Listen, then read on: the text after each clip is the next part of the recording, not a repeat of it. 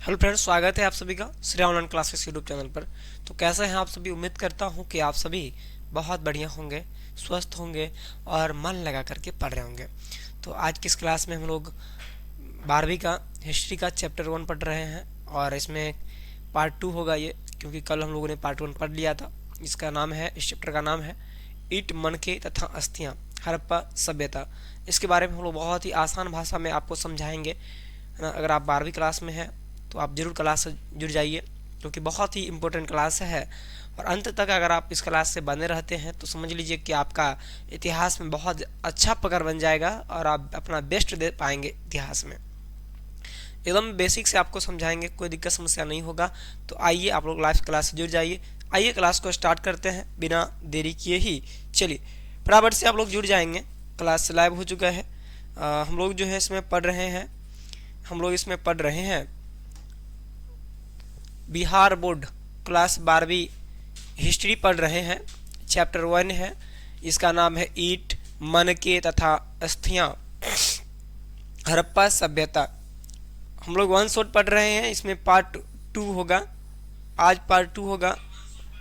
Part 1 हम लोगों ने पढ़ लिया था, पार्ट 2 आज हम लोग पढ़ेंगे। ठीक है, आप लोग फटाफट से जुड़ जाएंगे क्लास से। चलिए आप वही पढ़िए जो परीक्षा में आता है ना। आइए स्टार्ट करते हैं क्लास को। कल जहाँ से हम लोगों ने जहाँ तक पढ़ा था, एक मोटिवेशन आप लोगों के लिए है। कल जो सुनाए थे वही सुना दें। चलिए सुन लीजिए।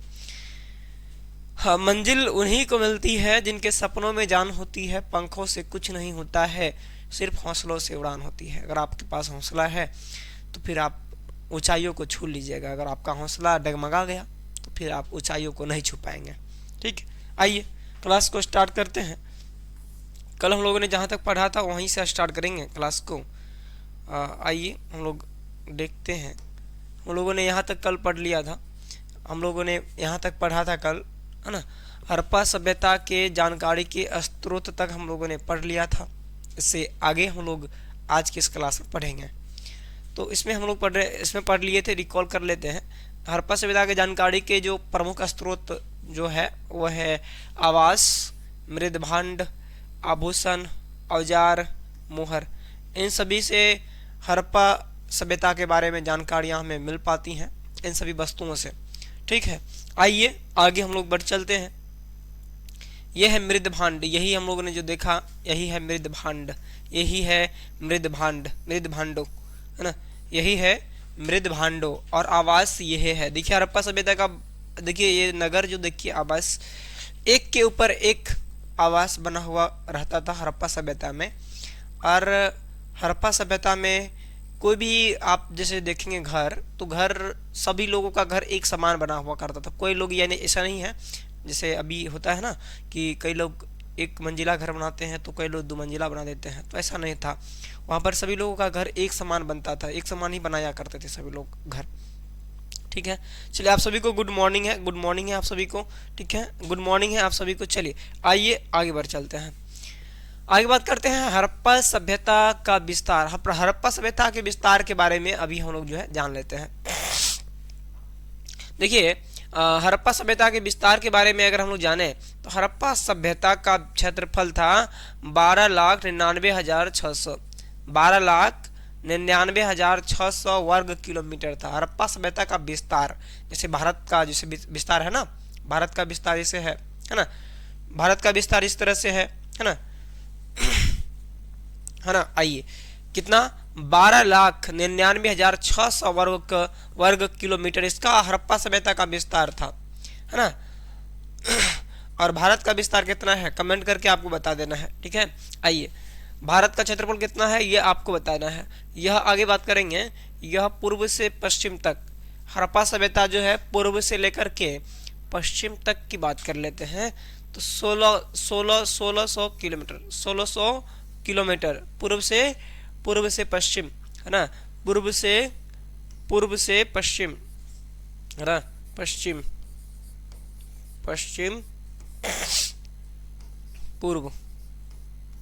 पूर्व से पश्चिम तक का जो है विस्तार था 1600 किलोमीटर।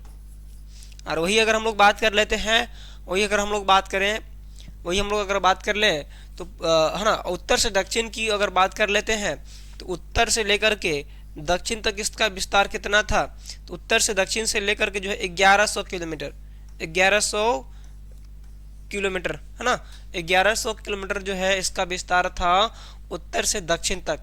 कितना? 1100 किलोमीटर था, है ना। तो आप यहाँ समझ पाए होंगे, समझ गए होंगे, है ना। हड़प्पा सभ्यता का पूरा जो विस्तार था, क्षेत्रफल था हड़प्पा सभ्यता का 12,99,600 वर्ग किलोमीटर। ठीक है ना। आइए आगे बात करें। इतना समझ गए, 1100 किलोमीटर वर्ग में फैला हुआ था, यानी हड़प्पा सभ्यता का ये क्षेत्रफल है, उत्तर से दक्षिण, पूर्व से पश्चिम, यानी पूरा क्षेत्रफल कितना था? 12,99,600 किलोमीटर, है ना। जैसे भारत का क्षेत्रफल है 32,87,263 वर्ग किलोमीटर, है ना। तो ठीक उसी प्रकार से जो है हड़प्पा सभ्यता का भी जो क्षेत्रफल था 12,99,600 वर्ग किलोमीटर। ठीक है, ये इतना क्षेत्रफल में जो है फैला हुआ था। कितना में? 12,99,600 वर्ग किलोमीटर क्षेत्र में जो है फैला हुआ था हड़प्पा सभ्यता।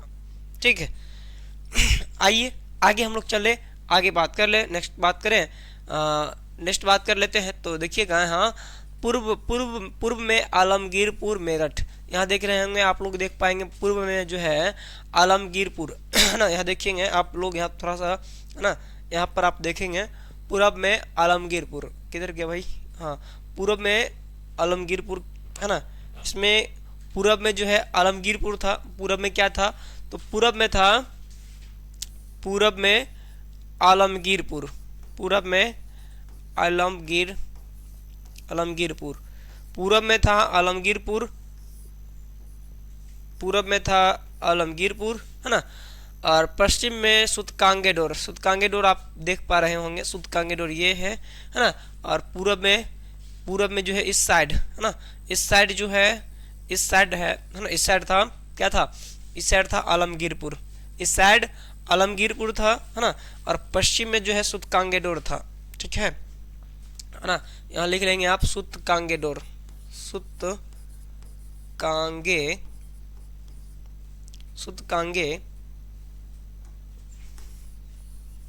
सुतकांगेडोर, है ना, सुतकांगेडोर लिख लेंगे, सुतकांगेडोर।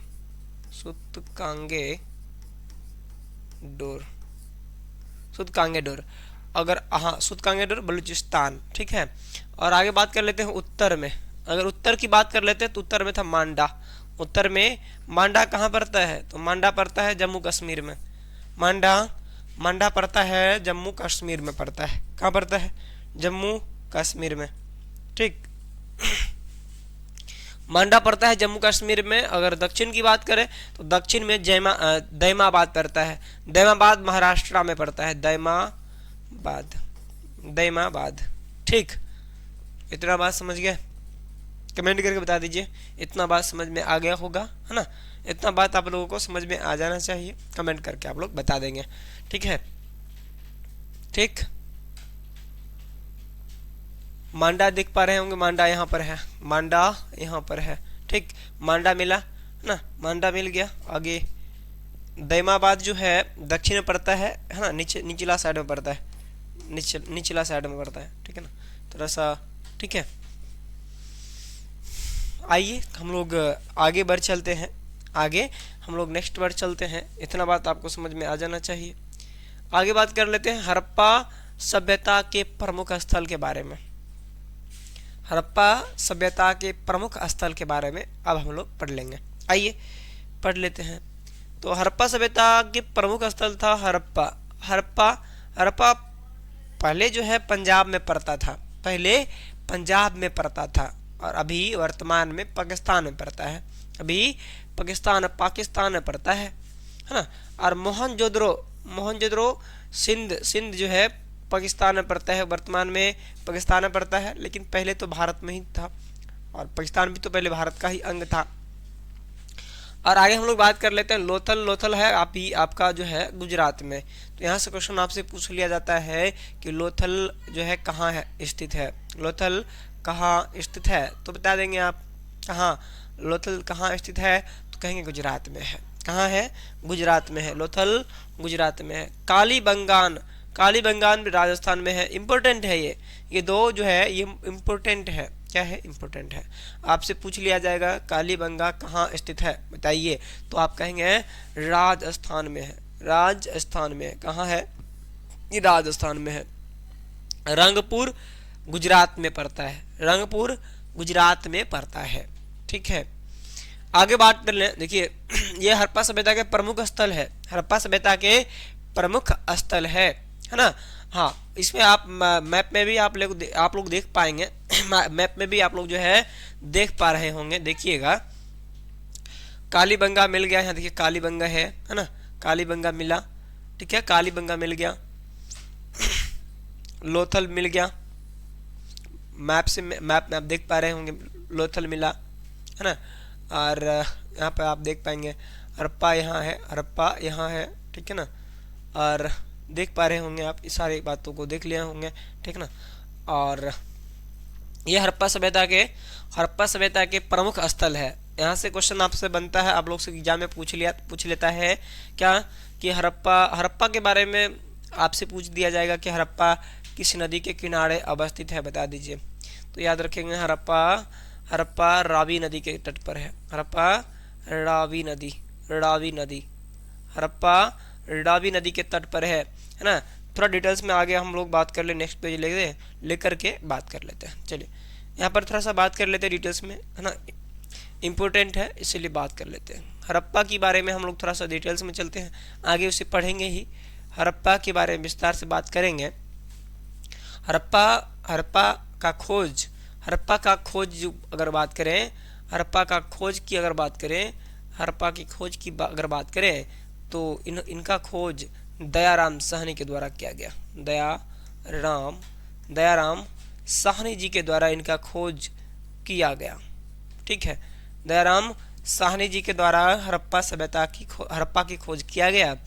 और कब किया गया खोज, तो कब किया गया, तो यहाँ से क्वेश्चन एग्जाम में बनता है 1921 में। हड़प्पा सभ्यता की खोज कब किया गया, तो आप कहेंगे 1921 में खोज किया गया था। ठीक है, हाँ, आगे हम लोग बात कर लेते हैं। हड़प्पा किस नदी के किनारे अवस्थित है। देखिएगा हड़प्पा जो है रावी नदी के तट पर है। हड़प्पा रावी नदी के तट पर स्थित है। हड़प्पा रावी नदी के तट पर स्थित है। यहाँ से क्वेश्चन पूछ लेता है एग्जाम में, है ना। यहाँ से क्वेश्चन पूछ लिया जाता है कि हड़प्पा किस नदी के किनारे अवस्थित है, बता दीजिए। आप बताएंगे रावी नदी के तट पर स्थित है हड़प्पा।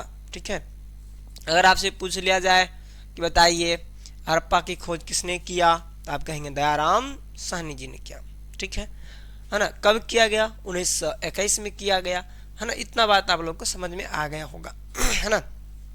आइए अब हम लोग बात कर लेते हैं नेक्स्ट बात कर लेते हैं मोहनजोदड़ो के बारे में बात कर लेते हैं। मोहनजोदड़ो। ठीक है, तो जहाँ से क्वेश्चन ज़्यादा बनेगा सारे क्वेश्चंस को हम लोग एक एक करके जो है बात कर लेंगे, क्योंकि थ्योरी में हम लोग को थ्योरी पढ़ना होता है। ठीक है ना, तो बात कर ले मोहनजोदड़ो के बारे में बात कर लेंगे। मोहनजोदड़ो के बारे में बात कर लेंगे। देखिए मोहनजोदड़ो के बारे में अगर बात कर ले तो मोहनजोदड़ो का जो है खोज, मोहनजोदड़ो का खोज कब हुआ, 1922 में। खोजकर्ता का नाम क्या था, खोजकर्ता कौन खोजे थे मोहनजोदड़ो को। यहाँ से बहुत सारा क्वेश्चन बनता है, ऑब्जेक्टिव में बताए भी थे।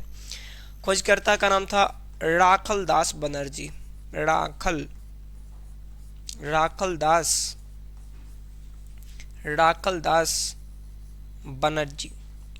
दास बनर्जी के द्वारा मोहनजोदड़ो की खोज किया गया था। आगे हम लोग बात कर लेते हैं कि मोहनजोदड़ो का शाब्दिक अर्थ क्या होता है। इतना एग्जाम में पूछा गया क्वेश्चन है, आप क्वेश्चन बैंक उल्टा के देखेंगे तो इतना बार क्वेश्चन पूछा गया है कि मत पूछिए। मोहनजोदड़ो का शाब्दिक अर्थ क्या होता है, आपसे क्वेश्चन एग्जाम में पूछ लिया जाएगा कि मोहनजोदड़ो का शाब्दिक अर्थ क्या होता है। शाब्दिक अर्थ क्या होता है, तो आप क्या कहेंगे, आप कहेंगे मृतकों का मोहनजोदड़ो का शाब्दिक अर्थ होता है मृतकों का टीला, मृतकों का टीला होता है। मोहनजोदड़ो का अगर आपसे पूछ लिया जाएगा तो बता देंगे कि मोहनजोदड़ो का शाब्दिक अर्थ क्या होता है, तो आप कहेंगे मृतकों का टीला होता है। क्या होता है? मृतकों का टीला।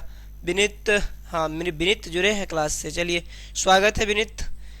मोहनजोदड़ो सिंधु नदी, क्या बात है, बहुत बढ़िया बहुत बढ़िया। हाँ चलिए, गुड मॉर्निंग विनीत। हाँ चलिए, बहुत बहुत स्वागत है आप सबको का। विनीत जुड़े हैं क्लास से, स्वागत है विनीत आपका, है ना।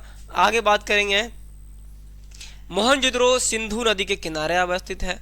मोहनजोदड़ो सिंधु नदी के किनारे अवस्थित है ना, सिंधु नदी के किनारे अवस्थित है। मोहनजोदड़ो से क्या क्या मिला साक्ष्य? देखिए मोहनजोदड़ो से बहुत सारा क्वेश्चन बनता है, बना देते हैं, है ना। यहाँ देखिए, यहाँ से अन्नागार का साक्ष्य मिला है, अन्नागार का साक्ष्य, स्नानागार का साक्ष्य, स्नानागार, ठीक है, स्नानागार का साक्ष्य मिला है। आगे नेक्स्ट पेज लेंगे और उसमें बताएंगे आपको। आगे हम लोग बात कर लेते हैं, तो यहाँ लिख देते हैं ऊपर मोहनजोदड़ो, ठीक है ना, मोहनजोदड़ो लिख देते हैं, मोहनजोदड़ो।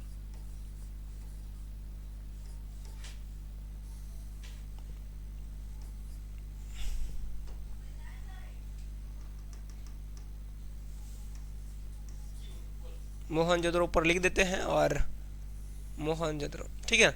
आगे हम लोग बात करेंगे, तो मोहनजोदड़ो के बारे में अगर आगे बात करेंगे तो ये कहाँ है, तो वर्तमान में पाकिस्तान में है, वर्तमान में, हाँ ठीक ना। तो अगर हम बात करेंगे तो वर्तमान में ये कहाँ है, वर्तमान में ये कहाँ पड़ता है, वर्तमान में ये कहाँ पड़ता है, तो वर्तमान में ये पाकिस्तान में पड़ता है, पाकिस्तान में, ठीक, वर्तमान में ये पाकिस्तान में पड़ता है, ठीक, ठीक ना। क्या क्वेश्चन बना, जरा क्वेश्चन देख लेंगे तो, है ना। 1 2 3 4 5 6 7 और क्वेश्चन बनता है। हाँ, यहाँ से क्वेश्चन बनता है कि यहाँ मोहनजोदड़ो से नृत्य करती हुई मूर्ति का साक्ष्य मिला है, नृत्य करती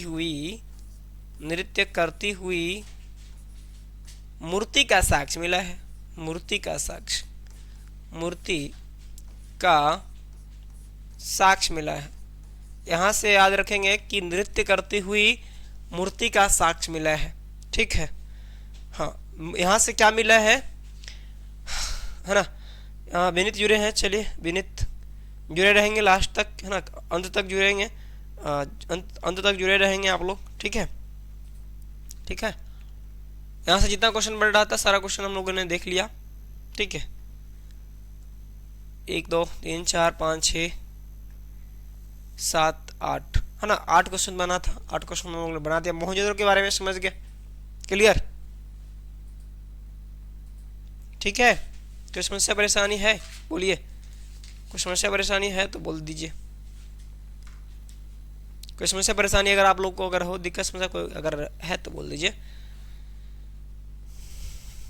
यहाँ देखिए, और अगर बात कर लेंगे तो यहाँ देखिए, यहाँ से मिला है हाथी का कपाल, यहाँ से हाथी का कपाल का साक्ष्य मिला है, हाथी का कपाल का साक्ष्य मिला है, कपाल। और क्वेश्चन बनता है, देख लेते हैं, हाथी का कपाल का साक्ष्य मिला है। यहाँ से मोहनजोदड़ो से क्या मिला है, हाथी का कपाल का साक्ष्य मिला है, ठीक ना, ठीक है, समझे। हाँ, सूती कपड़ा का अवशेष भी मिला है, सूती कपड़ा का अवशेष भी मिला है, सूती कपड़ा का अवशेष भी मिला है, सूती कपड़ा का अवशेष भी मिला है, सूती कपड़ा का अवशेष भी मिला है, बिल्कुल, है ना, ठीक है, समझ गए। यहाँ से सभागार भी मिला है, यहाँ से सभागार भी मिला है, सभागार का मतलब समझते हैं आप लोग, सभागार का मतलब समझते हैं, सभागार जहाँ पर लोग बैठ करके बातचीत करते हैं, सभागार, है ना, हॉल, सभागार का साक्ष्य भी मिला है ना। पानी का जहाज का भी साक्ष्य मिला है, लिखेंगे यहाँ पर, नेक्स्ट पेज लेते हैं।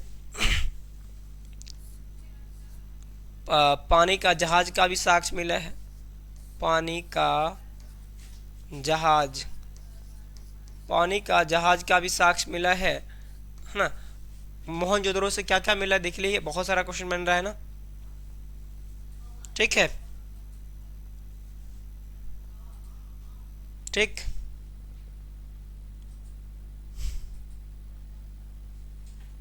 यहाँ से बहुत कुछ मिला है ना, यहाँ से बहुत कुछ मिला है। अगर आप कहेंगे तो सब बता देंगे, कोई दिक्कत समस्या है नहीं, ठीक ना।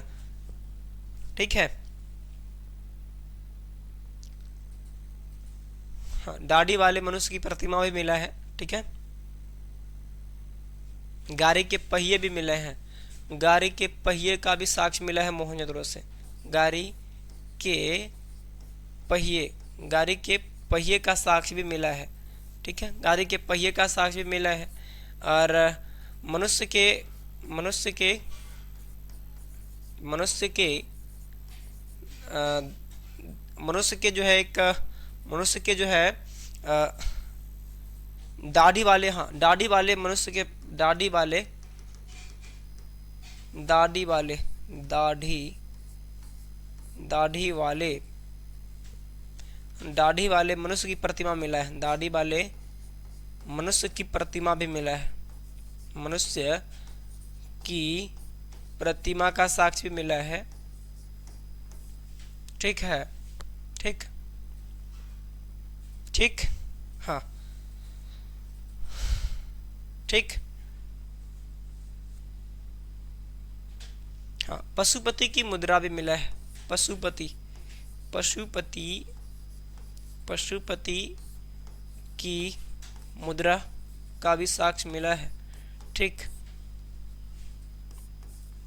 ठीक, इतना बात समझ गए। और डिटेल्स में बताना पड़ेगा, बोल दीजिए।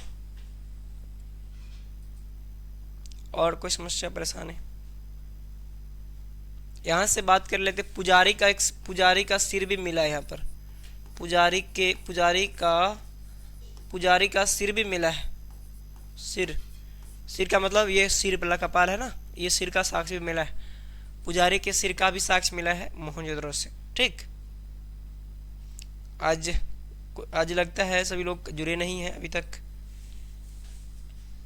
और यहाँ से अगर बात कर लेते हैं तो मोम के सांचे भी मिले हैं। मोम के सांचे भी मिला है यहाँ से। मोम के सांचे, मोम के सांचे, मोम के सांचे भी मिला है यहाँ से। ठीक, बहुत सारा क्वेश्चन बन गया ना मोहनजोदड़ो से, बहुत सारा क्वेश्चन बन गया मोहनजोदड़ो से ना। तो एक बार हम लोग ना हड़प्पा में ही चलते हैं। जो साक्ष्य मिला है हड़प्पा में भी देख लेते हैं, थोड़ा सा जो साक्ष्य मिला है उसके बारे में चर्चा कर लेते हैं। हड़प्पा में भी जो मिला था उनके बारे में भी देख लेते हैं, हड़प्पा में क्या क्या मिला था। ठीक है, हड़प्पा के बारे में भी चर्चा कर लेते हैं। ठीक ना, समझे? हाँ, हड़प्पा के बारे में भी चर्चा कर लेते हैं, हड़प्पा से क्या क्या मिला था। ठीक है ना? ठीक है, यहाँ पर हड़प्पा की अगर बात करेंगे तो हड़प्पा की अगर बात करेंगे, देखिए यहाँ पर जो है साक्ष्य मिला है। यहाँ से यहाँ स्त्रियों की मूर्ति मिला है। स्त्रियों के मूर्ति का साक्ष्य मिला है। स्त्रियों के मूर्ति का साक्ष्य, ठीक, स्त्रियों के मूर्ति का साक्ष्य मिला है हड़प्पा से। ठीक है, हाँ, स्त्रियों की मूर्ति का साक्ष्य मिला है।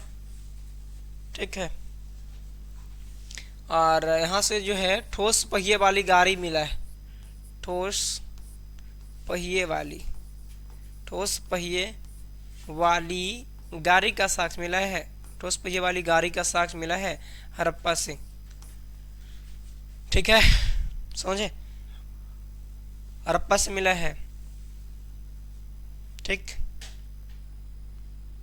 और यहाँ से जो है आगे बात देखेंगे नेक्स्ट पेज में। यहाँ से जो है आर एच जो है कब्रिस्तान का साक्ष्य मिला है। आर एच कब्रिस्तान का साक्ष्य मिला है। आर एच कब्रिस्तान का भी साक्ष्य मिला है हड़प्पा से। आर एच कब्रिस्तान का भी साक्ष्य हड़प्पा से मिला है। ठीक, ठीक है, हाँ, हड़प्पा से देखेंगे अगर बात कर लेंगे तो देखिए लकड़ी का हल भी मिला है। लकड़ी का हल, लकड़ी का हल, लकड़ी का हल, लकड़ी का हल का भी साक्ष्य हड़प्पा से मिला है। लकड़ी का अगर हल की अगर हम लोग बात करेंगे तो लकड़ी का हल भी हड़प्पा से मिला है। ठीक है, हाँ, ठोस पे वाला गाड़ी लिख दिए हैं, है ना। ठीक है, इतना बात समझे। ठीक है, और बात कर लेते हैं, देखिए हाँ हाँ बिल्कुल ठीक है। लेख युक्त बर्तन का भी साक्ष्य मिला है। लेख, लेख वाला बर्तन का साक्ष्य, लिखा हुआ बर्तन का भी साक्ष्य मिला है। लेख वाला बर्तन का भी साक्ष्य मिला है। कहाँ से? लेख वाला बर्तन का भी साक्ष्य मिला है हड़प्पा से। ठीक है, हाँ ठीक है ना विनीत, बिल्कुल। चलिए, शंख का बैल भी मिला है। यहाँ से क्या मिला है? शंख का बैल, शंख का बैल का साक्ष्य मिला है।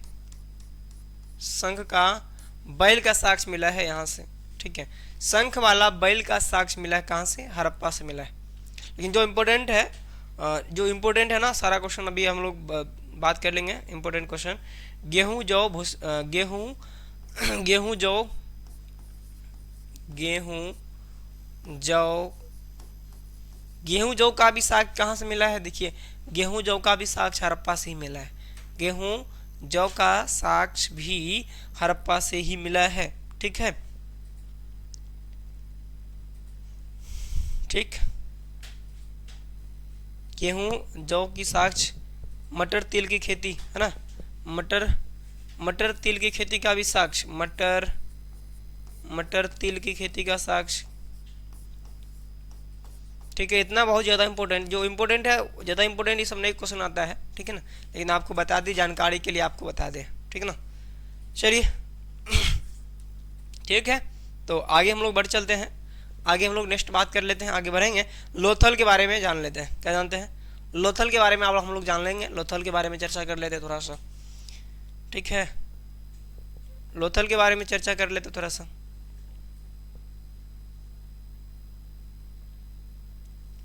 लोथल के बारे में भी जान लेते हैं। ठीक है ना, आगे हम लोग बात कर लेते हैं थोड़ा सा। लोथल जब डिटेल्स में ही पढ़ना है तो डिटेल्स में पढ़ा देगा, उचित बनता है। ठीक है ना, लोथल की बात कर लें। लोथल अभी कहाँ है? लोथल है अभी गुजरात में। कहाँ है? गुजरात में। लोथल गुजरात में है।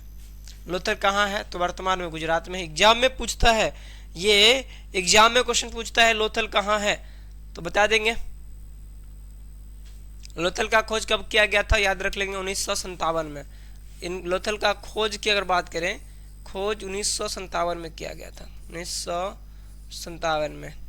ठीक, लोथल का खोज कब किया गया? 1957 में। लोथल का खोज कब किया गया था? 1957 में। ठीक है, ठीक है, हाँ, लोथल का खोज कब किया गया? 1957 में। ठीक है, इनका खोज किया कौन किए थे? खोजकर्ता। खोजकर्ता कौन थे? खोजकर्ता कौन थे? खोजकर्ता एस आर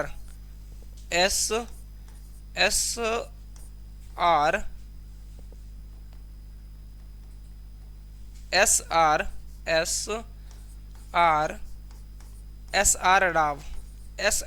एस आर जो है राव के द्वारा लोथल का खोज किया गया था। कब? 1957 में। ठीक है, ये लोथल किस नदी के किनारे है? नदी की बात करें नदी की अगर हम लोग बात करते हैं तो लोथल भोगबा नदी के किनारे। एग्जाम में बहुत बार पूछा गया क्वेश्चन है। लोथल कहाँ, एग्जाम में अक्सर पूछ लेता है कि लोथल किस नदी के किनारे अवस्थित है। तो अगर आप पढ़ेंगे तभी तो पता रहेगा। ठीक, हाँ, गुजरात में है। बिल्कुल राइट आंसर है आपका। ठीक है, ठीक, बिल्कुल सही जवाब है ना। हाँ, आगे हम लोग नेक्स्ट पेज लेंगे, उसमें बात करेंगे लोथल से क्या क्या मिला। तो फारस की मोहरे मिला। लोथल से फारस की मोहरे मिला, मोहरे। लोथल से फारस की मोहरे मिला। और बात कर लेते हैं लोथल से गोदीपारा का साक्ष्य मिला। गोदीपारा का मतलब समझाए थे आपको ऑब्जेक्टिव के दिन, है ना। गोदीपारा का साक्ष्य मिला है। गोदीपारा का मतलब होता है बंदरगाह। क्या होता है? बंदरगाह होता है। बंदरगाह। बंदरगाह का साक्ष्य कहाँ से मिला? लोथल गोदीपारा का साक्ष्य कहाँ से मिला था? तो याद रख लेंगे, कहेंगे कि लोथल से मिला। ठीक है, हाँ बिल्कुल सही आंसर है एस आर अडाव, एस आर अडाव। ठीक है, ठीक है। यहाँ से जो है आटा पीसने वाली चक्की का साक्ष्य मिला है। आटा पीसने वाली चक्की का साक्ष्य, आटा पीसने वाली चक्की का साक्ष्य मिला है। चक्की, आटा पीसने वाली चक्की का साक्ष्य मिला है यहाँ से। ठीक, ठीक है। हाँ, धान का भी साक्ष्य मिला है, धान बाजरा। ठीक है, धान बाजरा का भी साक्ष्य मिला है, धान बाजरा की खेती का साक्ष्य, धान बाजरा। ठीक, धान बाजरा का भी साक्ष्य कहाँ से मिला? तो आप कह देंगे गुजरात, लोथल से मिला है। ठीक है, समस्या कोई परेशानी? ठीक है, हाथी दांत का पैमाना भी मिला है। हाथी दांत का पैमाना, हाथी दांत का पैमाना मिला है यहाँ से। हाथी दांत का पैमाना मिला है कहाँ से? हाथी दांत का पैमाना कहाँ से मिला है? तो आप कहेंगे लोथल से मिला है। ठीक है, विनीत जुड़े हैं आज, सब लोग गायब हैं, आज पता नहीं है ना, सब लोग आज गायब हैं, क्लास नहीं जुड़े पाए। यहाँ से अगर हम लोग बात कर लेते हैं तो कुत्ते की मूर्ति का साक्ष्य मिला है। कुत्ते की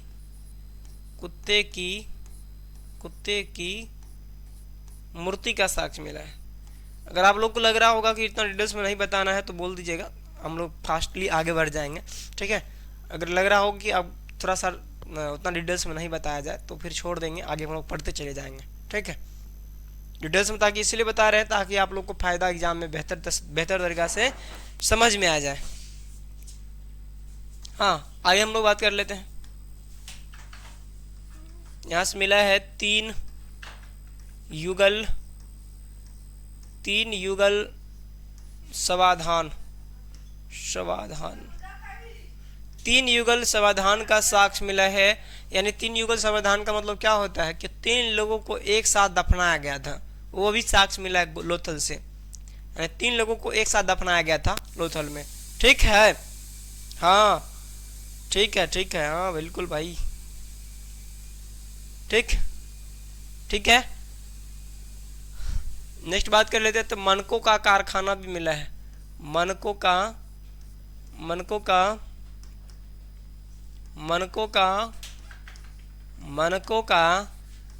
कारखाना का साक्ष्य मिला है।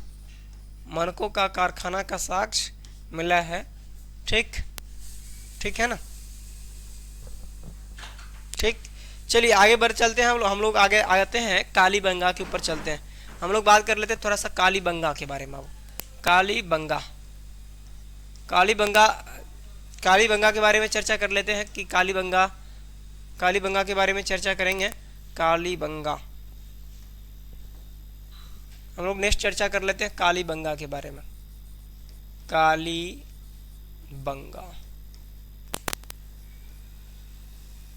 यहाँ से इंपॉर्टेंट क्वेश्चन बनता है। यहाँ से अक्सर क्वेश्चन आपसे पूछ लिया जाता है है ना, यहाँ से अक्सर क्वेश्चन आपसे पूछ लिया जाता है। कालीबंगा का शाब्दिक अर्थ क्या होता है? शाब्दिक अर्थ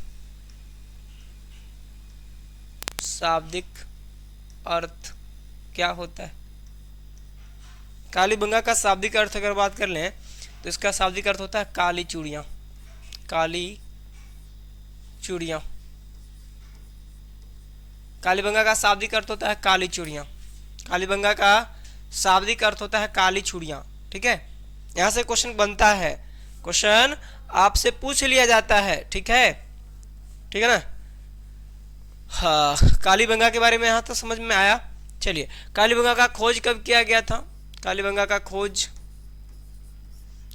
कब किया गया था? 1953 में। 1953 में कालीबंगा का खोज कब किया गया था? तो याद रख लेंगे 1953 में किया गया था। ठीक है, कालीबंगा का खोज कब किया गया था? 1953 में। ठीक है ना। खोजकर्ता कौन थे? कौन खोजे थे? खोजकर्ता कौन थे? तो याद रख लेंगे ब्रजवासी, ब्रजवासी कौन थे? ब्रजवासी लाल ब्रजवासी लाल के द्वारा खोजा गया था। ठीक है, ब्रजवासी लाल के द्वारा खोजा गया था कालीबंगा को 1953 में। आगे बात करेंगे हम लोग तो किस नदी के किनारे है, तो नदी की अगर बात कर ले तो देखिए सरस्वती नदी, सरस्वती नदी, सरस्वती नदी के किनारे ये अवस्थित है कालीबंगा, है ना। ठीक है, ठीक है, इतना बात समझ में आया विनीत? ठीक है, ठीक है, कालीबंगा का मतलब समझे। आगे हम लोग बात करते हैं इसके साक्ष्य के बारे में। आगे कालीबंगा के बारे में हम जानेंगे ही, बेहतर तरीका से जानेंगे कालीबंगा के बारे में। एक एक प्रश्न भी आपसे एग्जाम में नहीं छूटेगा। अगर आप सोचे, अगर आप इस क्लास को पूरा देख लेते हैं ना अंत तक, तो समझ लीजिए कि चैप्टर 1 का समस्या पूरा खत्म हो जाएगा, आपको कोई समस्या नहीं आएगा चैप्टर 1 से। ठीक है, ठीक है ना, समझ गए। अब बात कर लेते हैं कालीबंगा से खोज क्या क्या मिला। तो यहाँ से अग्निकुंड का साक्ष्य मिला, अग्निकुंड का साक्ष्य मिला, अग्निकुंड का साक्ष्य मिला। हल से जुते खेत का साक्ष्य मिला। बहुत ज्यादा इंपोर्टेंट क्वेश्चन है, हल से जुते खेत का साक्ष्य, हल से जुते खेत का साक्ष्य मिला। बहुत ज्यादा एग्जाम में पूछता है, हल से जुते खेत का साक्ष्य कहाँ से मिला? कालीबंगा से। देखिए एग्जाम में बहुत बार क्वेश्चन पूछा गया है, ठीक ना, बहुत बार क्वेश्चन पूछा गया है। हल से जुते खेत का साक्ष्य, हल से जुते खेत का साक्ष्य कहाँ से मिला है? तो कालीबंगा से मिला है। क्या मिला है? कहाँ से मिला है? कालीबंगा से मिला है हल से जुते खेत का साक्ष्य। ठीक, बात कर लेते हैं तो बेलनाकार मुहर मिला है। यहाँ से बेलन के आकार का मुहर मिला है। बेलन के आकार का बेलनाकार मोहर मिला है। यहाँ से बेलनाकार मोहर का साक्ष्य मिला है। बेलनाकार मोहर का साक्ष्य मिला है। कहाँ से मिला है? कहाँ से मिला है? कालीबंगा से मिला है। ठीक है,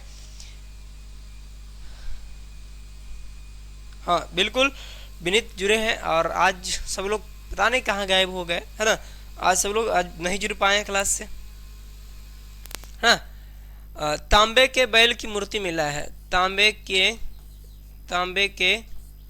बैल की मूर्ति, तांबे के बैल की मूर्ति का साक्ष्य मिला है। बैल की मूर्ति का साक्ष्य, तांबे के बैल की मूर्ति का साक्ष्य मिला है। तांबे के बैल की मूर्ति का साक्ष्य मिला है। कहाँ से? कालीबंगा से। ठीक, ठीक है विनीत, ठीक है। आगे बात कर लेते हैं, लकड़ी की नाली मिला है। यहाँ से लकड़ी की नाली का साक्ष्य मिला है। लकड़ी की नाली का साक्ष्य यहाँ से मिला है। लकड़ी की नाली का साक्ष्य कहाँ से मिला? कालीबंगा से मिला। ठीक है, यहाँ से जो इंपोर्टेंट क्वेश्चन जो बना, ठीक है, बस यहीं तक रहने दे, नहीं आगे बढ़ चलते हैं। और यहाँ से एक बात और मैं यहाँ पर लिख देना चाहता हूँ, तो देखिएगा यहाँ से ऊपर में ही लिख देते हैं। यहाँ से भूकंप के भी साक्ष्य मिले हैं। भूकंप के साक्ष्य भी मिले, कालीबंगा से ही मिले हैं। ठीक है, हाँ आइए अब जो है, हाँ आगे हम लोग बढ़ चलते हैं। आगे हम लोग बात कर लेते हैं, एक और बचा हुआ था, देख लेते हैं। एक और बचा हुआ था बनावली ना, बनावली। ठीक है, एक और बचा है, उसको भी देख लेते हैं। नेक्स्ट बच गया है बनावली। ये इंपॉर्टेंट उतना नहीं है, लेकिन फिर भी चर्चा तो करना पड़ेगा, पढ़ रहे हैं तो सबको पढ़ना पड़ेगा। बनावली के बारे में हम लोग जो है चर्चा करते हैं। हाँ ठीक है, हाँ ठीक है, ठीक है। आगे हम लोग बात कर लेते हैं, बनावली के बारे में बात करते हैं। ठीक है, किसके बारे में चर्चा करेंगे? बनावली के बारे में चर्चा करेंगे। ठीक है, और बनावली कहाँ है? तो ये हरियाणा में पड़ता है। कहाँ पड़ता है? हरियाणा में पड़ता है। बनावली कहाँ पड़ता है? यहाँ से क्वेश्चन आपसे कभी कभी एग्जाम में पूछ लिया जाता है कि बनावली कहाँ है। तो अक्सर बच्चे कंफ्यूजन में पड़ जाते हैं कि बनावली कहाँ है, नहीं है, याद नहीं रहता है, उतना याद नहीं रहता है। ठीक है, हाँ, बनावली के बारे में ना उतना याद नहीं रहता है स्टूडेंट्स को। ठीक है ना, ठीक है, ठीक है।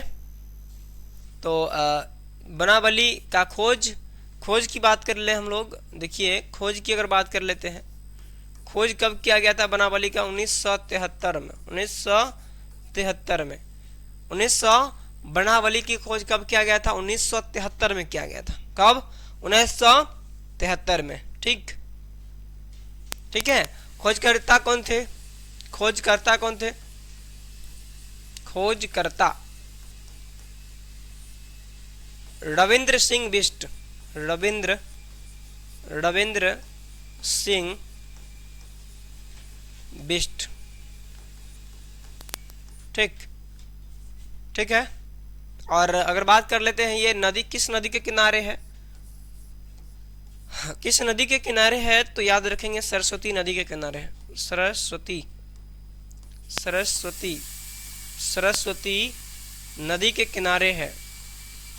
सरस्वती नदी के किनारे ये अवस्थित है बनावली। ठीक है, यहाँ से क्वेश्चन आपसे पूछा जाएगा, यहाँ से क्वेश्चन आपसे यही पूछा जाएगा कि बनावली कहाँ है, बता दीजिए।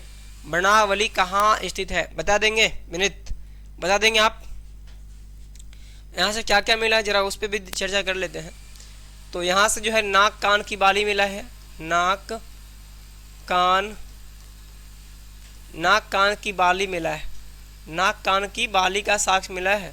यानी इससे ये स्पष्ट होता है कि वहाँ के उस समय के लोग, बनावली के लोग, नाक कान की बाली यानी बाली पहना करते थे कान में। ठीक है, ठीक। अंगूठी का भी साक्ष्य मिला है। अंगूठी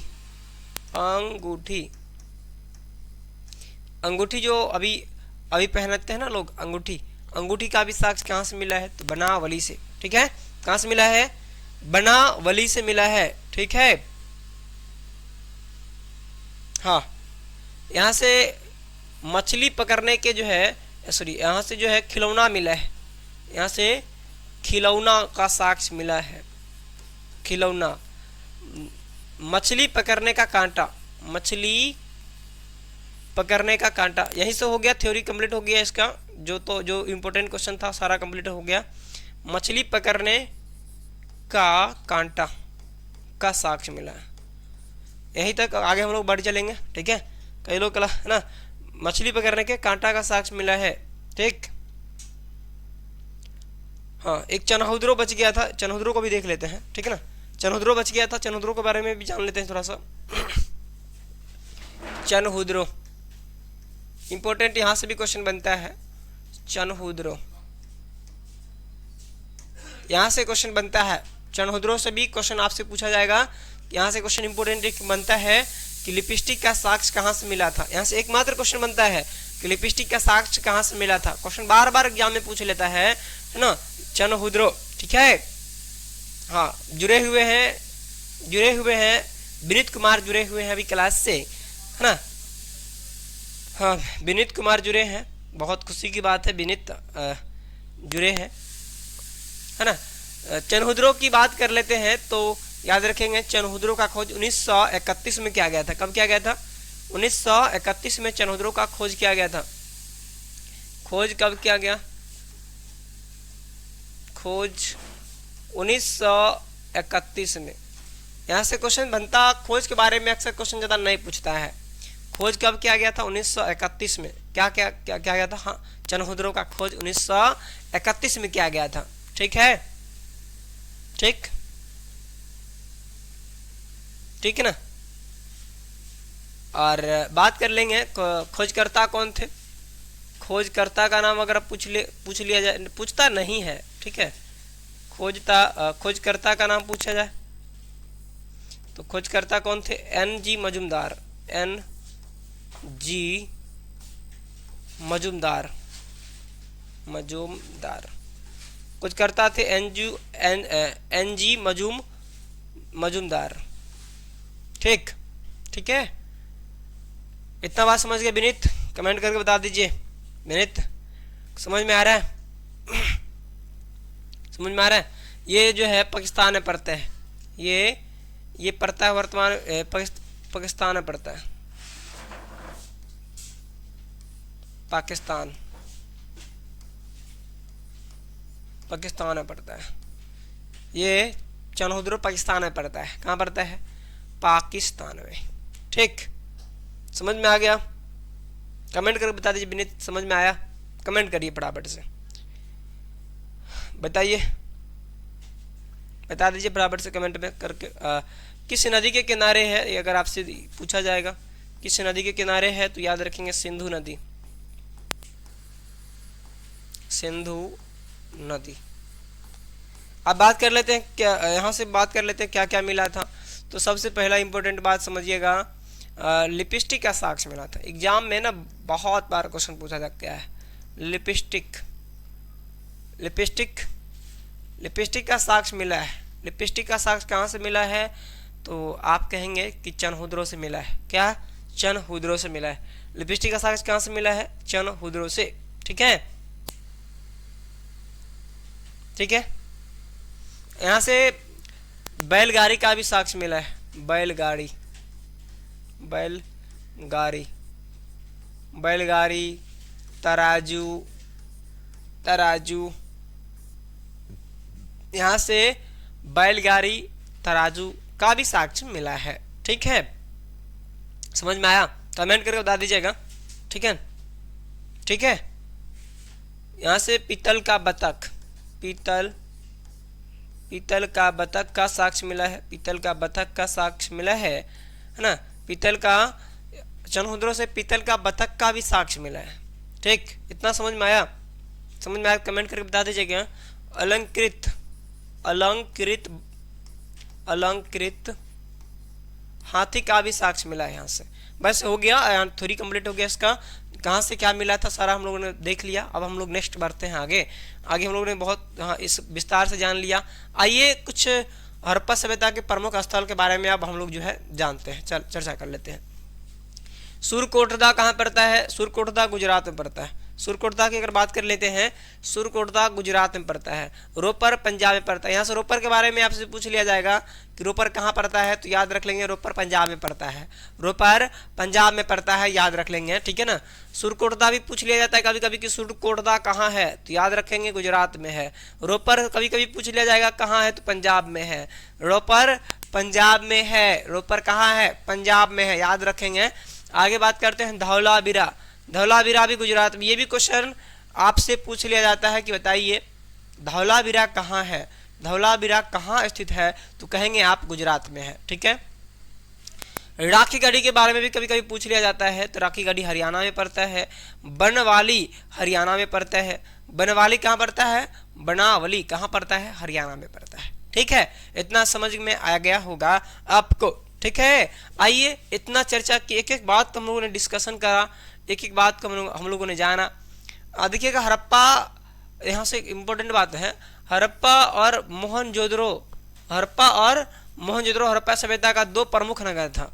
हड़प्पा और मोहनजोदड़ो की बात करें, हड़प्पा व मोहनजोदड़ो, हड़प्पा व मोहनजोदड़ो जो है, हड़प्पा व मोहनजोदड़ो जो है हड़प्पा सभ्यता का प्रमुख दो स्थल था, दो नगर था, प्रमुख दो नगर था। ठीक है ना, दो प्रमुख नगर था। ये दो प्रमुख जो है नगर था, ये दो प्रमुख जो है नगर था। इसे जुड़वा राजधानी भी कहा जाता है। क्वेश्चन हम लोगों ने करा था कि हड़प्पा और मोहनजोदड़ो को जुड़वा राजधानी भी कहा जाता है। क्या समझे? हाँ, जुड़वा राजधानी भी कहा जाता है। हड़प्पा और मोहनजोदड़ो को क्या कहा जाता है? हड़प्पा और मोहनजोदड़ो को हड़प्पा सभ्यता की जुड़वा राजधानी भी कहा जाता है। क्वेश्चन बहुत बार बोर्ड में पूछ लिया गया है, क्वेश्चन कई बार आपसे एग्जाम में पूछ लिया गया है, कई बार। ठीक है, कई बार आपसे क्वेश्चन पूछ लेता है बोर्ड एग्जाम में, और आप बता भी देंगे, आप बता भी देंगे कि हाँ भाई हम पढ़े थे, है ना, हम पढ़े हैं, और हम जवाब देंगे, है ना। हड़प्पा, यहाँ से क्वेश्चन आपसे पूछ लिया जाएगा कि निम्नलिखित में से हड़प्पा सभ्यता की जुर्बा राजधानी कौन, निम्नलिखित में से हड़प्पा सभ्यता की जुर्बा राजधानी कौन सी है? तो आप क्या कहेंगे? आप कहेंगे हड़प्पा और मोहनजोदड़ो। ठीक है। हाँ, आइएगा नेक्स्ट बात कर लेंगे, इंपोर्टेंट है क्वेश्चन है ये, VVI क्वेश्चन है, बार बार एग्जाम में पूछता है। ठीक है, नेक्स्ट बात करें। अब बात कर लेते हैं हम लोग हड़प्पा सभ्यता का भौगोलिक विस्तार के बारे में। हड़प्पा सभ्यता के भौगोलिक विस्तार के बारे में अब हम लोग जान लेते हैं, है ना। आइए, हड़प्पा के बारे में हम लोग यहाँ से बहुत ही डिटेल्स में जानेंगे, एक एक करके डिटेल्स में आपको बताएंगे, एक एक करके ना यहाँ से डिटेल्स में आपको बता देंगे, तो इसमें आपको घबराना नहीं है ना। हाँ, देखिए हड़प्पा के बारे में अब हम लोग एक एक बात यहाँ से, एक एक बात जितना हमने देखिए जितना बताना था सब कुछ बता चुके हैं आपको, लेकिन फिर भी आप इतना गहराई से आपको बता देंगे कि ताकि आप एग्जाम में तहलका मचा देंगे, 100 में 100 लाएंगे, 100 में 100 आप ले आ पाएंगे। इतना गहराई से आपको बताएंगे कि 100 में 100 भी आप ले आ सकते हैं, ला सकते हैं, है ना। देखिएगा यहाँ से एक मोटिवेशन आपको जरूरी है, ऐसा मुझे प्रतीत होता है कि आपको एक मोटिवेशन की आवश्यकता है ना। आपको एक मोटिवेशन की आवश्यकता है ऐसा मुझे लगा, क्योंकि आज रोहित क्लास से नहीं जुड़े हैं, मुस्कान क्लास से नहीं जुड़े हैं, कई स्टूडेंट्स आज क्लास से नहीं जुड़े हैं, है ना। और एक विनीत मात्र जुड़े हैं ना, विनीत जुड़े हैं, बहुत इससे खुशी मिलता है कि आप देखिए आप लोग जुड़ते हैं ना क्लास से, तो अच्छा लगता है, क्लास में पढ़ाने में भी, है ना, अच्छा लगता है, समझे। एक मोटिवेशन की आवश्यकता है, मुझे ऐसा लगा। तो एक मोटिवेशन में है जो मैं अक्सर बोला करता हूँ कि जब आँखों में अरमान लिया, जब आँखों में अरमान लिया, मंजिल को अपना मान लिया, फिर है मुश्किल क्या और आसान क्या, अरे हमने तो ठान लिया है, सो ठान लिया है, तो पीछे हटने की जरूरत नहीं है। अब हमको आगे बढ़ते चलना है, जो भी बाधा आएंगी, परेशानी आएंगी, समस्याएं आएंगी, रुकावटें आएंगी, सबको लड़ लेंगे और उसको तोड़ तोड़ के आगे बढ़ चलेंगे। ठीक है ना। आइए, हड़प्पा सभ्यता का सबसे पहले खोजा जाने वाला स्थल हड़प्पा था। हड़प्पा सभ्यता में सबसे पहले खोजा जाने वाला स्थान कौन सा है? हड़प्पा ही है। हड़प्पा के बारे में लोग इतना डिटेल्स में जाने हैं, इतना डिटेल्स में बताए हैं आपको कि क्वेश्चन बचने वाला नहीं है इस हड़प्पा सभ्यता में सबसे पहले खोजा गया था हड़प्पा को। सबसे पहले हड़प्पा सभ्यता में किसको खोजा गया था? हड़प्पा को। विनीत जुड़े हैं क्लास से या गायब हो गए? विनीत कमेंट करके बताएंगे आप, विनीत जुड़े हैं क्लास से या गायब हो गए? कमेंट करके बता देंगे। हड़प्पा का खोज के बारे में बहुत सारा डिटेल्स में आपको बताए थे। 1921 में खोजा गया था हड़प्पा को। 1921 में हड़प्पा का खोज किया गया था दयाराम साहनी जी के द्वारा। हड़प्पा को खोज किया गया था दयाराम साहनी जी के द्वारा। दयाराम साहनी जी के द्वारा खोजा गया था, है ना, खोजा गया था। ये किस नदी के किनारे है? तो याद रखेंगे कि हड़प्पा किस नदी के किनारे है? तो रावी नदी के किनारे है। रावी नदी के किनारे है। किस नदी के किनारे है? रावी नदी के किनारे है हड़प्पा। ठीक है ना। आइए आगे बात कर लेते हैं। तो नेक्स्ट देखिएगा, इंपोर्टेंट पॉइंट से है।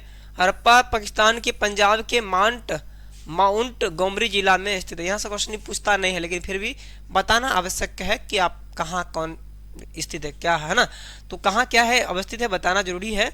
हड़प्पा वर्तमान देखिए, पहले पाकिस्तान भी भारत में ही, भारत का ही एक अंग था, है ना, भारत का ही एक अंग था, है ना। और ये पहले पंजाब में पड़ता था, ये हड़प्पा पंजाब में ही पड़ता था, पंजाब के माउंट गोमरी जिला में स्थित था, लेकिन वर्तमान में, है ना, अब जो है ये पाकिस्तान में पड़ता है, अब ये पाकिस्तान में पड़ता है। ठीक है। नेक्स्ट पॉइंट की बात करें। हड़प्पा का खोज 1921 ईस्वी में दयाराम साहनी ने किया, हमने बताया। हड़प्पा का खोज 1921 में दयाराम साहनी जी के द्वारा किया गया था, और ये रावी नदी के तट पर स्थित है। ये मैंने एक बात नोटिस किया है कि जब भी थ्योरी का क्लास होता है तो हमारे स्टूडेंट्स रुचि कम लेते हैं। उनको पता होना चाहिए कि थ्योरी से ही ऑब्जेक्टिव क्वेश्चन बनता है ना। एक एक ऑब्जेक्टिव क्वेश्चन थ्योरी से कोई क्वेश्चन बचा है बताइए?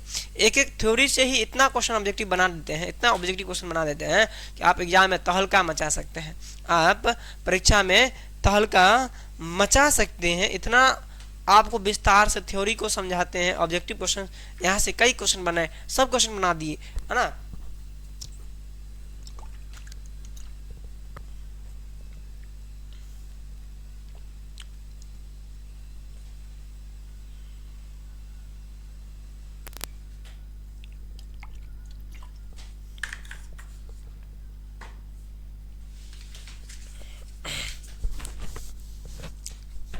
चलिए,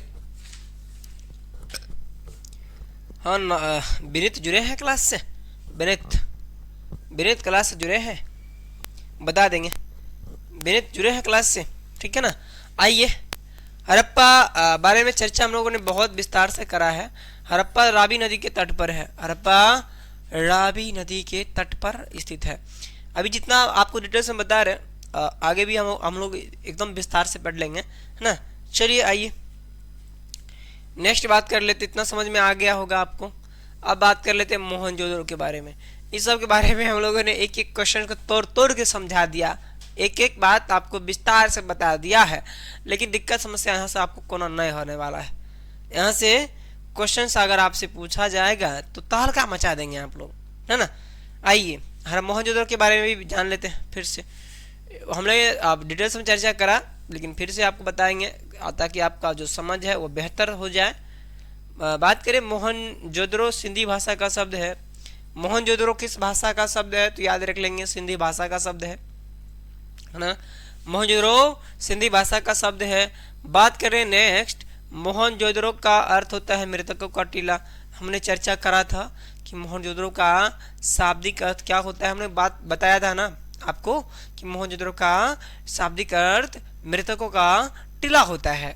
चर्चा किए थे इस बात का भी, है ना। हमने बताया आपको कि मोहनजोदड़ो का शाब्दिक अर्थ होता है मृतकों का टीला, है ना, चर्चा किए थे। मोहनजोदड़ो पाकिस्तान के सिंध नदी प्रांत के लारकाना जिले में स्थित है, ठीक है ना, ठीक है।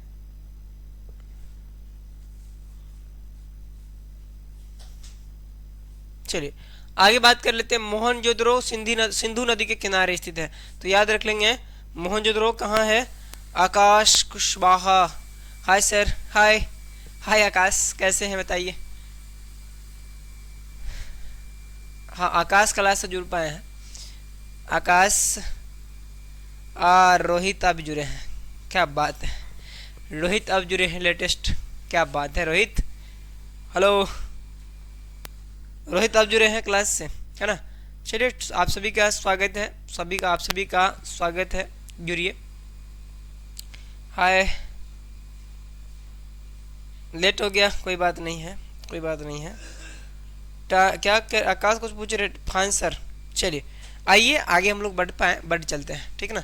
आइए, तो इतना बात समझ में आया। देखिए हम लोगों ने इतना विस्तार से, अगर आप अब लेट से जुड़े हैं तो क्लास जैसे खत्म होगा तो एक बार पुनः आप देख लेंगे क्लास को, ठीक है। बहुत सारा डिटेल्स में, हर एक बात डिटेल्स में आपको विस्तार से बताया है। यहाँ भी देखिएगा डिटेल्स में भी मोहनजोदड़ो के बारे में भी हम लोगों ने पहले भी पढ़ा, हड़प्पा के बारे में भी पहले भी पढ़ा, लेकिन फिर से आपको पुनः विस्तार से बता रहे हैं ताकि एक भी क्वेश्चन आपसे छूटे ना, हर एक क्वेश्चन को आप तोड़ दें, ठीक। हाँ आइए हम लोग आगे की ओर बढ़ रहे हैं। देखिए यहाँ पर समझने में कोई दिक्कत समस्या हो तो बता दीजिएगा। मोहनजोदड़ो सिंधी भाषा का शब्द है, मोहनजोदड़ो सिंधी भाषा का शब्द, यहाँ से क्वेश्चन बनता है, ठीक ना। क्वेश्चन यहाँ से बनता है, क्वेश्चन यहाँ से बन जाता है। मोहनजोदड़ो सिंधी भाषा का शब्द है, मोहनजोदड़ो सिंधी भाषा का शब्द है ना। मोहनजोदड़ो का शाब्दिक अर्थ क्या होता है, मृतकों का टीला। मोहनजोदड़ो का शाब्दिक अर्थ होता है मृतकों का टीला, ठीक है। मोटिवेशन मिला सर, अभी हम आई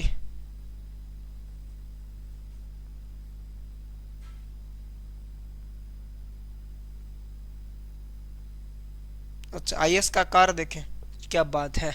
चलिए ऐसे ही मोटिवेट रहिए, ठीक है। मोहनजोदड़ो का शाब्दिक अर्थ क्या होता है तो याद रख लेंगे मृतकों का टीला। मोहनजोदड़ो का शाब्दिक अर्थ होता है मृतकों का टीला, ठीक। और मोहनजोदड़ो सिंधु नदी के किनारे अवस्थित है। मोहनजोदड़ो सिंधु नदी के तट पर स्थित है, किनारे स्थित है। यहाँ से बहुत सारा क्वेश्चन आपको बताएं, ठीक। आप लोग लाइक कर दिया करेंगे क्लास को, सभी लोग क्लास को लाइक कर दिया करेंगे, जो लोग क्लास को लाइक नहीं किए क्लास को लाइक करेंगे। आइए आगे बढ़ चलते हैं। मोहनजोदड़ो, आगे बात करते हैं। मोहनजोदड़ो का खोज 1922 में किया गया था। सारी बातों को हमने पहले भी चर्चा कर लिया था, अभी भी जानिए। मोहनजोदड़ो का खोज 1922 ईस्वी में राखल दास बनर्जी के द्वारा किया गया था। मोहनजोदड़ो का खोज 1922 में राखल दास बनर्जी के द्वारा किया गया था। इम्पोर्टेंट है ना, इम्पोर्टेंट है, क्वेश्चन आपसे एग्जाम में पूछ लिया जाएगा। बताएंगे राखल दास बनर्जी, राखल दास बनर्जी, राखल दास बनर्जी को याद रखेंगे, ठीक है, ठीक। चलिए, मोहनजोदड़ो से प्राप्त अन्नागार संभवतः सिंधु सभ्यता या संदर्भ सभ्यता की सबसे बड़ी इमारत है। अन्नागार जो है ना, अन्नागार का साक्ष्य मिला है, स्नानागार का साक्ष्य मिला है मोहनजोदड़ो से। और अन्नागार का जो उपयोग था, अन्नागार में अनाज रखने के लिए, है ना, अनाज रखने के लिए जो है अन्नागार बनाया गया था, ठीक है ना, अनाज रखने के लिए ही अनाज, ठीक है। सभी लोग गायब भी हो गए, तुरंत गायब भी हो गए सभी लोग, देखिए सभी लोग तुरंत गायब भी हो गए, सभी लोग तुरंत गायब भी हो गए, सभी लोग गायब भी हो गए, तुरंत सभी लोग गायब भी हो गए, तुरंत गायब हो जाते हैं। चलिए ठीक है, चलिए जानिए यहाँ पर। मोहनजोदड़ो से प्राप्त बृहद स्नानागार एक प्रमुख स्मारक है। स्नानागार भी मोहनजोदड़ो से मिला है, हम लोग आगे बात करेंगे इसके बारे में और डिटेल्स में बताएंगे, है ना। स्नानागार, यहाँ से क्वेश्चन बनता है, पूछा जाएगा आपको कि स्नानागार का साक्ष्य कहाँ से मिला है, तो बता देंगे कहाँ से मिला है, स्नानागार से, स्नानागार से मिला है, ठीक। नेक्स्ट बात करें, मोहनजोदड़ो से प्राप्त एक सील पर 3 मुख वाले देवता पशुपतिनाथ की मूर्ति मिली है। यहाँ से इस सारी क्वेश्चंस को हमने पहले बता दिया था कि मोहनजोदड़ो से क्या क्या मिला, हड़प्पा से क्या मिला, लोथल से क्या मिला, बनवाली से क्या मिला, चनहुद्रो से क्या मिला, सारे क्वेश्चंस को हम लोगों ने देखा, पहले हम लोगों ने बात करा सर। चलिए ठीक है। मोहनजोदड़ो से नर्तकी की एक कांस्य मूर्ति भी मिला। यहाँ से भी इम्पोर्टेंट क्वेश्चन है। नृत्य करती हुई मूर्ति का साक्ष्य भी मिला है, कहाँ से, तो मोहनजोदड़ो से ही मिला है। नृत्य करती हुई मूर्ति का साक्ष्य मोहनजोदड़ो से ही मिला है, ठीक। आइए आगे बढ़ चलते हैं। अब बात करते हैं कालीबंगा। कालीबंगा के बारे में हम लोग बात करते हैं, कालीबंगा के बारे में बात कर लेते हैं। कालीबंगा के बारे में चर्चा करें तो राजस्थान में यह स्थल राजस्थान का हनुमानगढ़ जिले में घग्गर नदी, है ना, घग्गर नदी को सरस्वती नदी भी कहा जाता है, घग्गर नदी के तट पर बसा है। यहाँ से क्वेश्चन आपसे पूछा जाएगा, कालीबंगा का शाब्दिक अर्थ पूछ लेगा क्वेश्चन। कालीबंगा कहाँ है ये भी पूछा जाएगा आपसे। यहाँ से क्वेश्चन बनता है, हल से जोते खेत का साक्ष्य कहाँ से मिला है। ये क्वेश्चन बिहार बोर्ड का पसंदीदा क्वेश्चन है और पूछता है हर साल, ठीक। कालीबंगा का अर्थ होता है काले रंग की चूड़ी, है ना, काली चूड़ियाँ, है ना, इंपॉर्टेंट है, ठीक है, काले रंग की चूड़ियाँ होता है, ठीक है ना, इंपॉर्टेंट है, इंपॉर्टेंट बात है, इंपॉर्टेंट ना, काले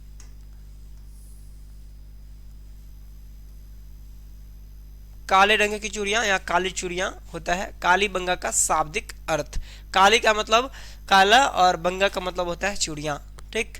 काली का मतलब कालीबंगा का देखिए शब्द इसको 2 भाग में बांट सकते हैं आप। काली का मतलब होता है काला, काला, बंगा का मतलब होता है चूड़ियाँ, ठीक, ठीक है। इतना बात समझ में आ गया होगा आप लोगों को। आइए आगे बात करें, आगे बात करते चनहुद्रो से, आगे बात कर लेते चनहुद्रो के बारे में बात करें तो चनहुद्रो के बारे में बात कर लेते हैं। देखिए यह स्थल सिंध प्रांत के पाकिस्तान में सिंधु नदी के तट पर स्थित है। ये चनहुद्रो कहाँ है, चनहुद्रो है पाकिस्तान में पड़ता है, सिंधु नदी के तट पर स्थित है, ठीक। और इसके बारे में डिटेल से पहले हम लोगों ने चर्चा कर लिया है। आप अभी ये जुड़े हैं तो बैक करके क्लास अभी मत मतलब क्लास खत्म होगा, एक बार पुनः आप क्लास को देखेंगे, ठीक है। चनहुद्रो में मनके बनाने के कारखाना मिले हैं, चनहुद्रो में मनके बनाने का कारखाना मिले हैं। लिपस्टिक का साक्ष्य मिला है, इंपॉर्टेंट है, लिख देते हैं आगे। पहले हम लोगों ने चर्चा किया है इसके बारे में, कहाँ से क्या मिला था सब बात कर लिए हैं। आप देखेंगे एक बार क्लास को बैक करके, लिपस्टिक का साक्ष्य मिला है, ठीक है। बैक में पूरा बताएं कहाँ से क्या क्या मिला है, सारी वस्तुओं के बारे में पीछे पीछे आप जाएंगे क्लास में तो चर्चा किए हैं। क्लास खत्म होगा, एक बार पुनः देखेंगे क्लास को, पूरा समझ में आ जाएगा। नेक्स्ट लोथल के बारे में बात करते हैं। यह स्थल गुजरात का अहमदाबाद जिले में भोगवा नदी के तट पर स्थित है। यहाँ से क्वेश्चन पूछा जाएगा कि लोथल कहाँ है, तो कहेंगे आप लोथल गुजरात में पड़ता है। लोथल किस नदी के किनारे है, तो है ना, लोथल आपसे पूछा जाएगा लोथल कहाँ है, तो कहेंगे गुजरात में है। लोथल गुजरात में है, लोथल गुजरात में है ना। लोथल किस नदी के किनारे स्थित है, तो कह दीजिएगा भोगवा नदी के किनारे है, भोगवा नदी के किनारे है। लोथल भोगवा नदी के किनारे है, ठीक, ठीक है, समझ में आ गया होगा। आइए, लोथल सिंधु सभ्यता का बंदरगाह था। लोथल जो है ना, लोथल सबसे पहले बंदरगाह का साक्ष्य मिला था लोथल से ही, लोथल में ही बंदरगाह का साक्ष्य मिला है और बंदरगाह को ही गोदीपारा कहा जाता है, ठीक। चलिए आइए नेक्स्ट क्वेश्चन देखें। धौलावीरा के बारे में भी चर्चा हमने करा। यहाँ से जल निकासी प्रबंधन, जल कुंड इत्यादि के साक्ष्य प्राप्त हुए हैं धौलावीरा से, ठीक है। सारे क्वेश्चंस को हमने विस्तार से बताया है, देखेंगे आप।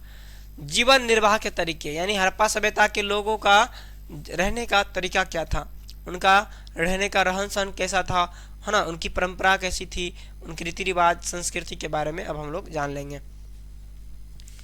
हड़प्पा के बारे में, हड़प्पा सभ्यता के निवासी पेड़ पौधे से प्राप्त उत्पाद, जानवर, मछली से भोजन प्राप्त करते थे। यहाँ के लोग शाकाहारी भी थे, मांसाहारी भी थे, दोनों प्रकार के जो है लोग यहाँ पर रहा करते थे हड़प्पा सभ्यता में। यहाँ के लोग मांस भी खाया करते थे, है ना, पेड़ पौधे से प्राप्त वस्तुओं यानी फल को भी खाया करते थे, यानी दोनों तरह के लोग रहा करते थे यहाँ पर, मांसाहारी और शाकाहारी दोनों, है ना। तो नेक्स्ट बात करेंगे तो हड़प्पा स्थल से गेहूं, बाजरा, दाल, चावल, सफ़ेद चना, तिल इत्यादि के साक्ष्य मिले हैं।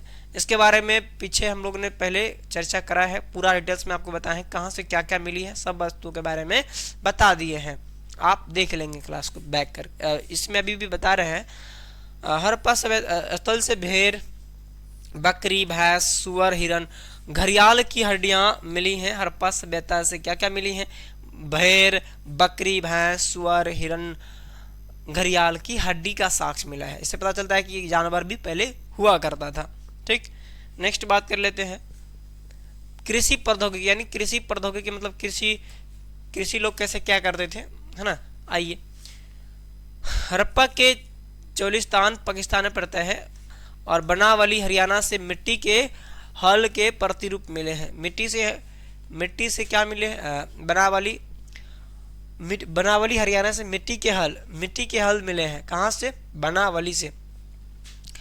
और कालीबंगा से जुते हुए खेत के साक्ष्य मिले हैं। बहुत ज़्यादा इंपॉर्टेंट है, हम लोगों ने पहले भी चर्चा इस पर किया है। बनावली से हल से जुते खेत का साक्ष्य मिला है ना। बहुत ज़्यादा इंपॉर्टेंट क्वेश्चन है, अक्सर आपसे पूछ लिया जाता है, ठीक। आइए नेक्स्ट, हड़प्पा सभ्यता के मुहर पर भी वृषभ का चित्र मिला है। इससे यह स्पष्ट होता है कि खेत जोतने के लिए हड़प्पावासी बैल का प्रयोग करते थे। अब यहाँ से जो है वृषभ का चित्र मिला है, क्या मिला है, हड़प्पा सभ्यता से बैल का साक्ष्य मिला है। तो इससे पता चलता है कि जैसे मान लीजिए हल से जुते खेत का साक्ष्य भी मिला है, यहाँ से बैल का भी, वृषभ का चित्र भी मिला है। तो इससे पता चलता है कि हड़प्पावासी लोग जो है बैल का प्रयोग जो है खेत को जोतने के लिए क्या करते थे, ठीक है। आगे बात करते हैं, फसल की कटाई के लिए हड़प्पा के लोग लकड़ी के हाथों में बैठाया गया पत्थर के फल को धातु के औजारों का प्रयोग करते थे। यानी कि फसल की कटाई के लिए हड़प्पा सभ्यता के लोग क्या करते थे, देखिए हड़प्पा के लोग लकड़ी के हाथों में बैठाए गए, लकड़ी के हाथों में बैठाया गया पत्थर का पहले औजार होता था, है ना। पहले लोहा का ज्ञान तो इन लोगों के पास नहीं था, हड़प्पा के लोगों को लोहा का ज्ञान नहीं था। सिंचाई के लिए कुआं, नहर, जलाशय का प्रयोग करते थे। धौलावीरा से जलाशय और नहर का अवशेष मिले हैं। यहाँ सिंचाई के लिए जो है हड़प्पा सभ्यता के लोग सिंचाई के लिए क्या क्या किस किस वस्तु का प्रयोग करते थे, किस किस चीज का, तो याद रखिए सिंचाई के लिए कुआं का प्रयोग करते थे, नहर का, जलाशय का प्रयोग किया करते थे हड़प्पा सभ्यता के लोग, है ना। धौलावीरा से जलाशय और नहर का अवशेष मिला है। धौलावीरा से क्या मिला है? जलाशय और नहर का अवशेष मिला है धौलावीरा से। ठीक,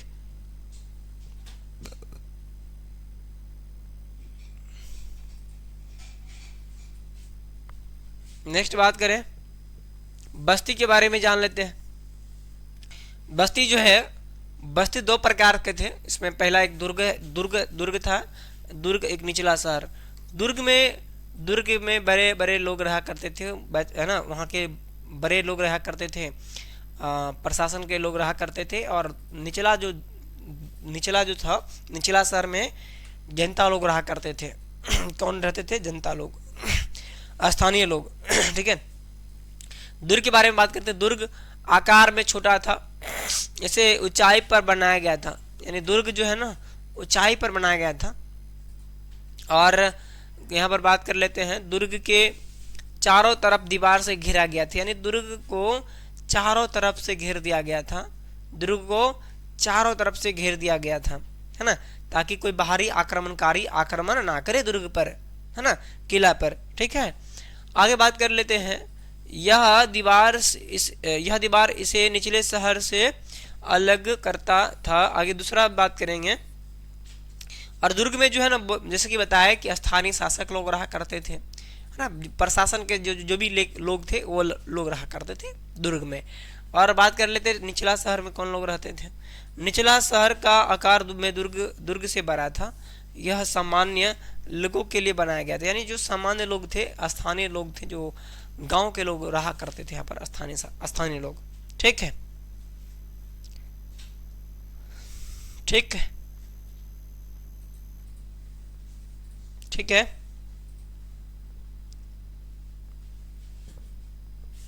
आगे बात कर लेते हैं। गृह स्थापत्य कला। मोहनजोदड़ो के आवासीय भवन में एक आंगन होता था जिसके चारों ओर कमरे बने होते थे। यानी मोहनजोदड़ो के आवासीय भवन में जहाँ लोग रहा करते थे, उसमें एक आंगन होता था जिसके चारों ओर कमरे बना होते थे। ठीक है। मकान के दीवारों में खिड़कियां नहीं होती थी। मकान का दीवार होता है ना, मकान का दीवार, उसमें कोई खिड़कियां नहीं होती थी। आगे बात करें, मुख्य द्वार से आंगन सीधा दिखाई नहीं देता था। अब होता है ना, अब जैसे कि अब होता है क्या, जिसे सड़क जा रहा है, रास्ता जा रहा है, तो लोग पहले के लोग खिड़कियां सड़क के किनारे नहीं बनाया करते थे। खिड़कियां नहीं होता है ना, अभी बना देते हैं ना ताकि हवा आए, लेकिन पहले के लोग ऐसा जो है घर में खिड़की नहीं बनाया करते थे। मुख्य द्वार से आंगन जो है सीधा दिखाई नहीं देता था। ठीक है। बात करते हैं आगे बात करेंगे। हर घर में एक स्नानागार होता था जिसकी नाली सड़क के मुख्य नाली से मिली होती थी। यानी हर घर में एक स्नान घर हुआ करता था। ठीक है। और जिसकी नाली सड़क के मुख्य नाली से जोड़ दिया गया था। ठीक है ना, पानी के बहाव का। कुछ घर में बहुमंजिला मकान भी मिले हैं। है ना। आगे बात करेंगे। हर घर में एक कुआं बनाया जाता था। नहीं, हर घर में कुआं होता है ना, कुआं जैसे अभी बनाते हैं, हौज बनाते हैं, जैसा हौज टाइप में जैसे बनाते हैं हम लोग, अभी हौज बनाते हैं ना, पानी उनी जाने के लिए हौज बनाते हैं, पानी उनी जाने के लिए जैसे। तो वहाँ के लोग पहले कुआं बनाया करते थे। क्या बनाते थे? कुआं बनाया करते थे। ठीक है ना, कुआं बनाया करते थे। हर घर में कुआं मिलता था। मोहनजोदड़ो में कुआं की कुल संख्या 700 थी। यहाँ से क्वेश्चन बनता है कि मोहनजोदड़ो में कुआं की कुल संख्या कितना था। हम लोगों ने पढ़ा 700 था। कितना? 700। नेक्स्ट बात करेंगे, विशाल स्नानागार के बारे में चर्चा कर लेते हैं।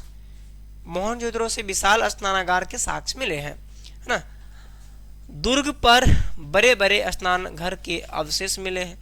दुर्ग पर बड़े बड़े स्नान घर के साक्ष्य मिले हैं। स्नान घर का आकार 12 मीटर लंबा, 7 मीटर चौड़ा और लगभग 2.4 मीटर गहरा था। ये स्नान घर का ये जो है लंबाई चौड़ाई बताया जा रहा है।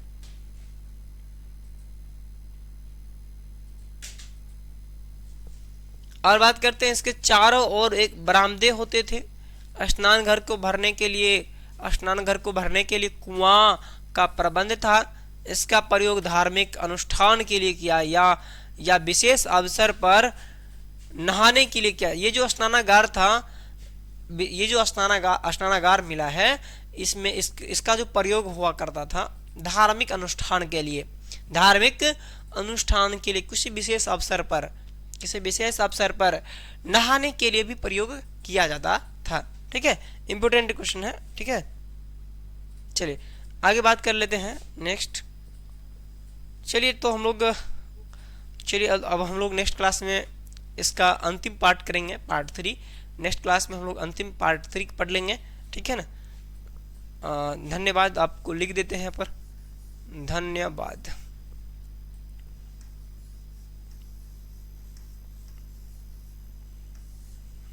ठीक है, धन्यवाद आप सभी को। क्लास कैसा लगा ये आप क्लास कैसा लगा कमेंट बॉक्स में लिख देंगे। क्लास आपको कैसा लगा ये आप कमेंट में लिख देंगे। क्लास कैसा लगा, क्लास कैसा लगा आपको, ये आप अपनी राय कमेंट बॉक्स में लिख देंगे। ठीक है, और जो है फिर हम लोग मिलेंगे नेक्स्ट डे कल 9 बजे। ठीक है, इस क्लास में हम लोग कल जो है ऑब्जेक्टिव भी कर लेंगे, सब्जेक्टिव भी कंप्लीट कर लेंगे। कल की क्लास होगा 9 बजे क्लास चलेगा, तो आप लोग कल 9 बजे जो है तैयार रहेंगे। तो हम लोग फिर मिलते हैं 9 बजे कल। ठीक है, तो आज के लिए इतना ही। जय हिंद, जय भारत। हमेशा खुश रहिए, मुस्कुराते रहिए और मन लगा करके जो है आप लोग पढ़ते रहेंगे। ठीक है, धन्यवाद।